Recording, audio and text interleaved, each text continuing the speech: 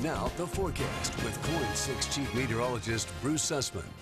Okay, let's talk about the heat, and it is coming our way. Now, tomorrow morning will still be refreshing. We'll be around 63 degrees, mostly sunny to start. Could be a few patches of morning fog, but it's not going to hang out like it did today. 77 and sunny tomorrow at lunchtime. Already 88 degrees by 3 o'clock. So a lot of warming here as we get into the afternoon, and I think we're going to land right around 92 degrees tomorrow afternoon. That's one of our hottest days this year. Now, as far as the sunset tonight, it was beautiful, wasn't it? Just a few clouds cruising over the top of the West Hills, and tomorrow we'll be lucky to see that. You can tell things are starting to warm up because here we are after 11. It's still 70 degrees in Beaverton, and outside right now in the Rose City, it also is 70 degrees. We have a light northwest breeze. That is going away tomorrow. That keeps our temperatures from getting out of control. And it did today. I mean, between the clouds and the northwest breeze, we only hit 83 in Portland. Now, average is 79, but when we're talking about a heat wave, you need to get rid of the morning clouds and get rid of the cool air that was with us last week. Remember, we were in the 60s? Hard to believe, because today, now we're in the warm zone, so we hit the 80s, and by tomorrow, this bubble or ridge of high pressure builds right over the northwest. It intensifies on Wednesday and still hangs in there as we go into the end of the week.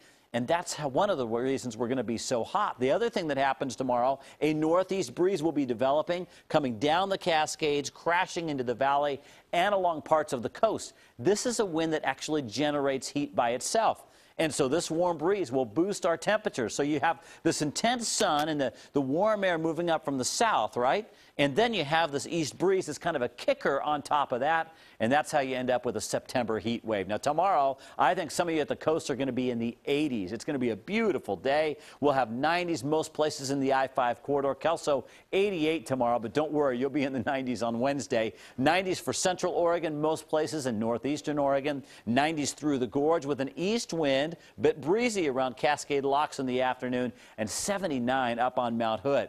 Now, we start at 62 in the morning in Portland. We end up at 92 degrees. And I have summer heat. It's sunny for most of us out the door. There could be a few patches of morning clouds or fog, but again, they just don't hang on like today. And so we end up in the low 90s most places, including Vancouver at 92 and Scappoose at 92 degrees. And this is just the start of the heat. We look at Wednesday, 96 degrees.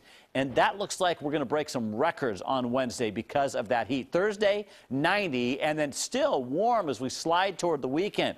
Now, notice on the bottom of the screen right here, you can see the records. Tomorrow, we won't break one. I mean, we'd have to go all the way to 98. That would be a big shocker if we did that. 94 is the record on Wednesday, so that looks like a pretty easy day to knock off. And then on Thursday, well, I've got 90 on the forecast right now. 92 is the record, so we may not make that one. But either way, some records will fall this week. And to have 3 days in a row in the 90s in September is rare. But as I mentioned earlier, last year we did hit 95 during the month of September. In fact, we averaged 2 days in the 90s. The funny thing is it usually comes after some sort of August cool down. Does this sound familiar? Yes, it does. And then it's always a big surprise for us. So. Yeah. Okay, we usually get a September surprise, but this one's really nice. It is. It's really hot unless you're in class all day without AC. So good luck if that's you. All right. Thanks, Bruce. The kids are going crazy.